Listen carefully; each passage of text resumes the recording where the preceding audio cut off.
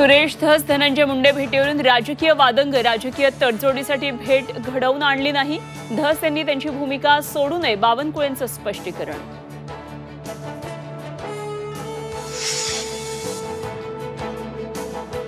कुणीही आपल्याला हलक्यात घेऊ नये, हलक्यात घेणाऱ्यांचं काय झालं तुम्ही पाहिलंय. नाशिकमधील सभेतून एकनाथ शिंदेंचा पुन्हा इशारा. शिंदेंचा रोख नेमका कुणाकडे?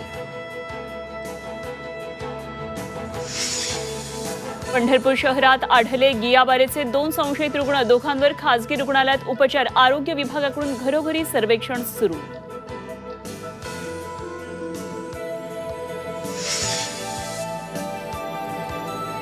राष्ट्रवादीचे माजी नगरसेवक वनराज आंदेकर हत्या प्रकरणात पुणे पोलिसांकडून आरोपपत्र दाखल. 1700 पानी आरोपपत्रात 21 आरोपींविरोधात दोषारोप.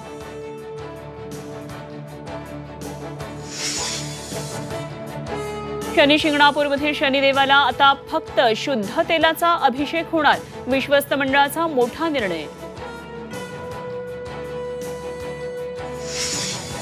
दुप्पट परताव्याच्या आमिषानं अंधेरी रेल्वे स्थानकात प्रवाशाची 50 लाखांची फसवणूक. खेळण्यातील नोटा देऊन खऱ्या नोटा घेतल्या.